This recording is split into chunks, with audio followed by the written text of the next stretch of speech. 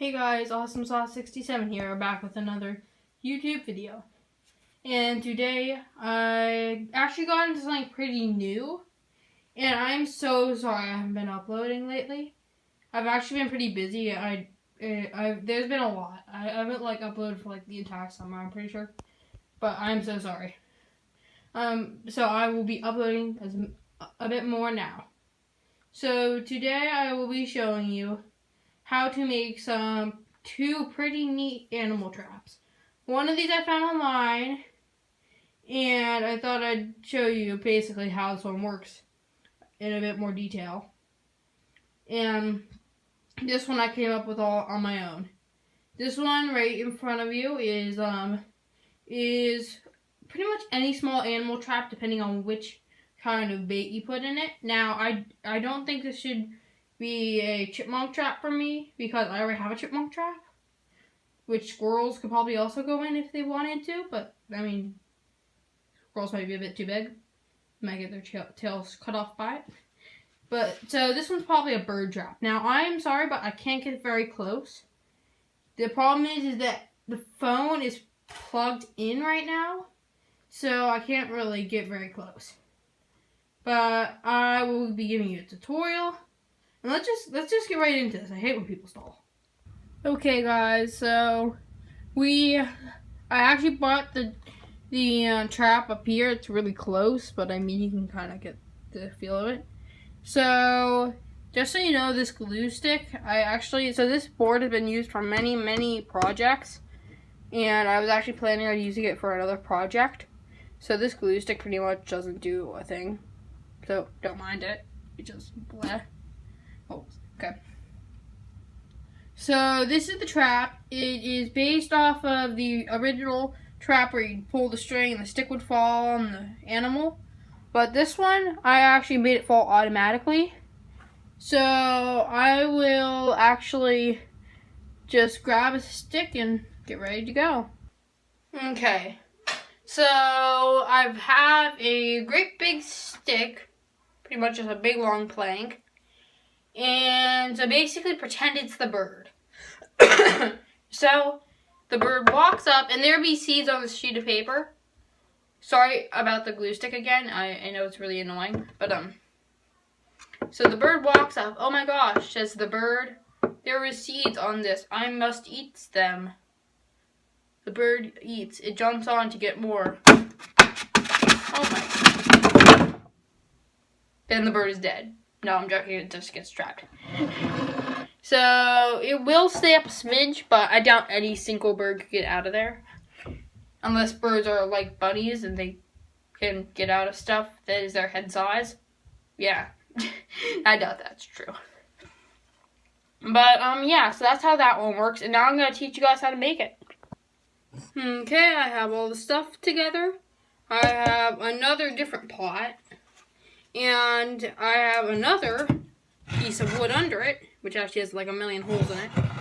But and I have that on top of the wood. And then I have another triangular slab. It can be really any shape, doesn't really matter. I have another wood block with a notch cut out of it.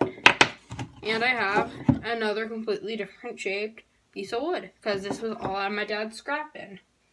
So let's just put this on top of here so we can actually work on here. So this thing is way bigger than this piece of wood. So I'm not sure how this is gonna turn out. And this is all stuck to the hot glue gun. Okay, so let me see. So first you would put this right about here with a bit of a gap behind it. So I'll actually do this sideways so you guys can see a bit better. Yeah, so you want a bit of a gap like right here between the end of the wood and the actual slab. And you want to hot glue that down. Be very careful with hot glue. I've been burnt many times and this is not coming out very well. Why won't this come out? Okay, I'm just gonna do this, I guess. This is not right. This is not how hot glue gun meant to work. What have I just said? I just said this is not how a glue gun meant to work. I'm not sure that's quite how you say it. Okay, anyway. So like that. And actually you want enough so that the edge of this can actually fit there. So there we go, that's glued down. Now, we don't want to glue this piece down. We don't. Trust me, it will help. You don't want to glue down. So, I need another piece of paper. But I sadly don't have one. So, I guess I might use cardboard. Let me see. Okay, I'll use sandpaper. I forgot about a piece of paper, so I'm using sandpaper.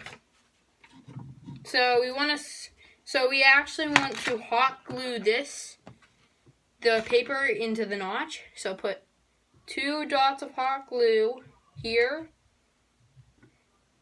and here.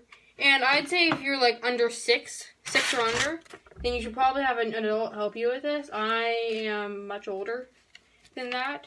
I won't tell you how old exactly, because I'd get in trouble for that. But, yeah, so don't, be very careful. I don't want anyone getting burnt and like commenting down below, oh my gosh, I got burnt. Don't do this project. Because it's actually a great project. Sorry about the light like blinding everyone. Maybe I should, nah, I can't turn that off, otherwise it would be too dark. Okay. So now, I will just snip this with my trusty scissors. Scissors are so helpful. I recommend having them at literally every craft you do, with every craft you do. Like, if you're doing it in a different room, and you just want to make sure you have everything, definitely use scissors. Definitely bring scissors. Trust me, it will help. I'm not sure why I mentioned that, but probably because I was using scissors. But it's true. Okay. So now you want to hot glue this little flap. You want to bend it down. I'm actually going to turn it towards me so I can actually do this. And then you want to bend. Well, now you guys can't see it. But then you want to hot glue this down. And just hold it there for a second. Be very careful with this part. It's easier for your fingers to slip and to actually burn your hands. I actually did that once. So basically, this is what was happening. I was hot gluing and I was so mad. I had a dress on because I had just come back from church. I wanted to do a really big craft because I had an idea during church and I really wanted to try it. So I get my hot glue gun out, start gluing, and a little glob of glue gets on my dress. I'm like, no! And I try to pull it off and I burn my hands. You get a bunch of bubbles all over your hands and it really hurts. Don't mean to scare anyone, but it's true. Okay, so now we have that part done. Now it's time for this thing. We don't want to glue it on here, otherwise it will not work. Not gluing this is like a very important thing. Whoops, it fell. Now we get to put this on top. Now I'm actually going to need something to put this on, so I guess I will use this paint bottle. And I'm literally hugging that thing between my knees, the pot. Now, also, when using pots, do not use ceramic pots. This can be a very fast fall, and it could easily break your ceramic pot. Now, I think this won't really work on just the board, but I want you guys to be able to see. Okay, guys, I'll be right back with a plan. Okay, sorry about that, guys. I kind of did not quite know how to do that, but I figured it out, guys. Don't worry. The light's still blinding everyone, but I'm sorry. Okay?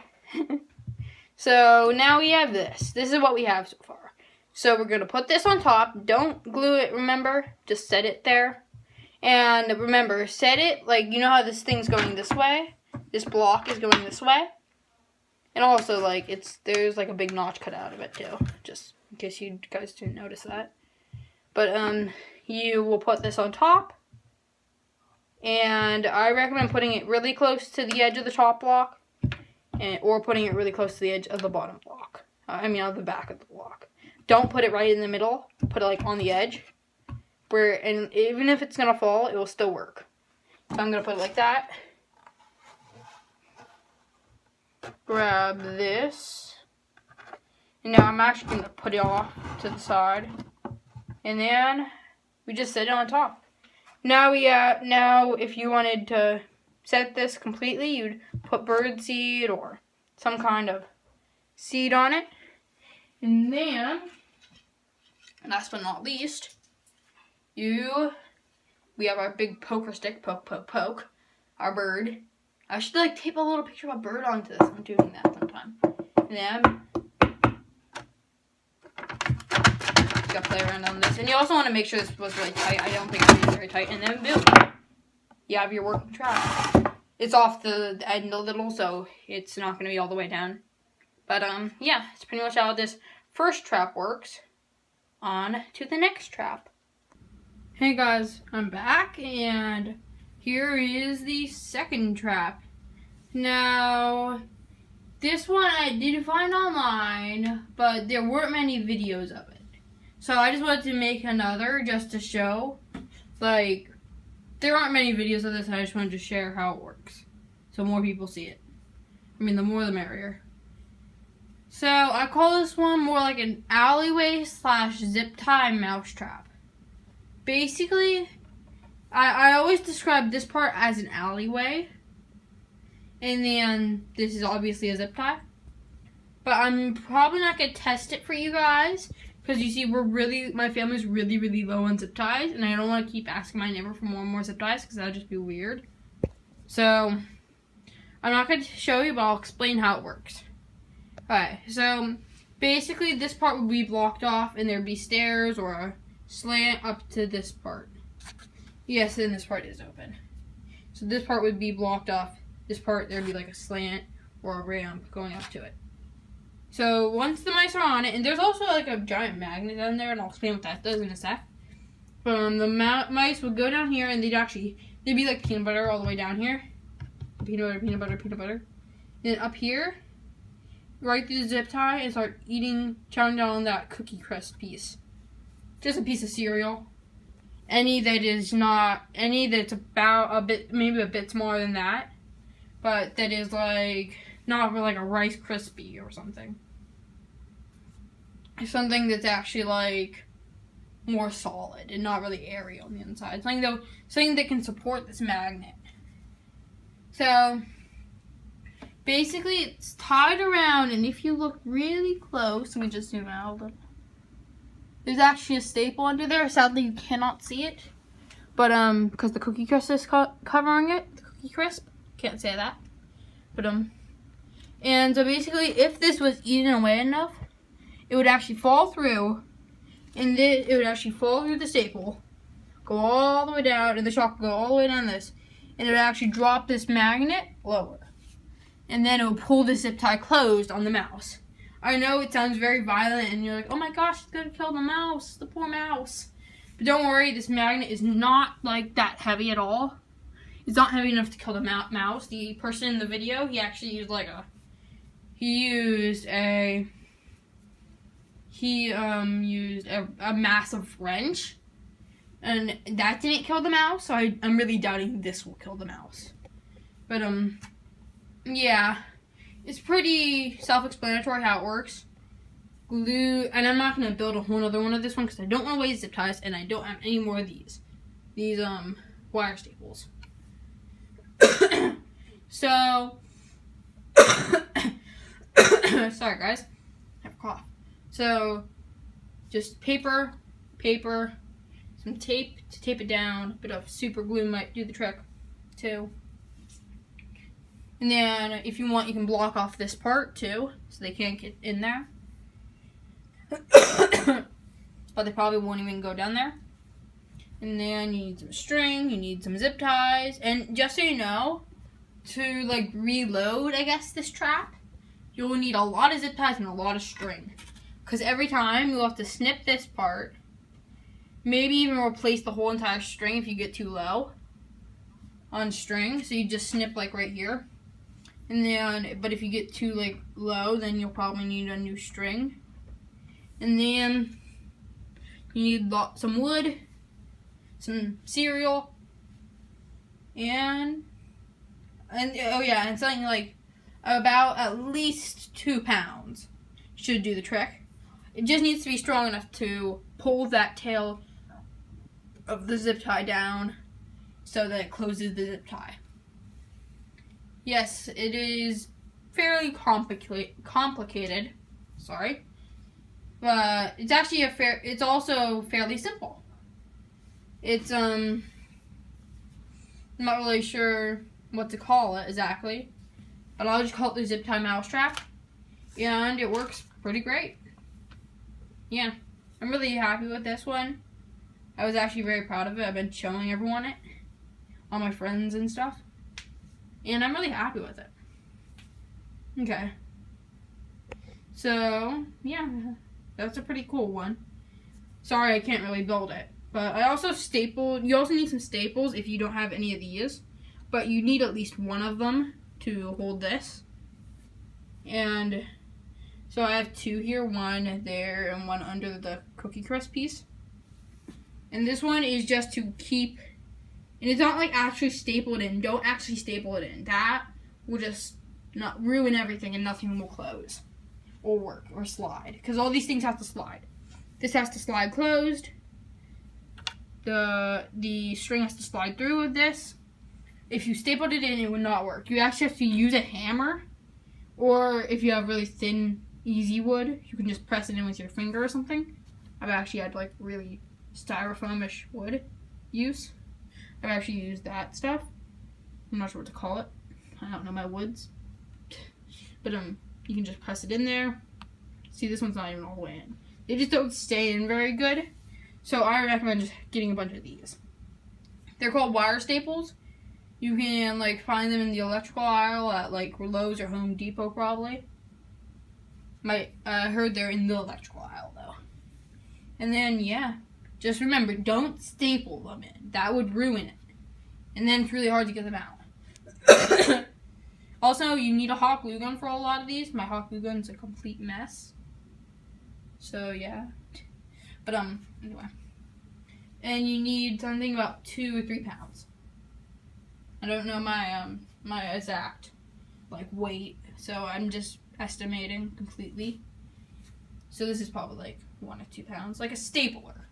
A stapler, it's like something around the weight of a stapler. Like this is around the weight of a stapler. That should work. Just don't use a stapler. Okay. Well, now you guys know how to make 2 very simple traps. The mouse trap I just completely wrecked, so the zip tie closed when I tried to move it down here. But yeah, and now I have 1 less zip tie. So I hope you guys enjoyed this video, and I'll try to upload more, and I'll see you in the next video. Bye.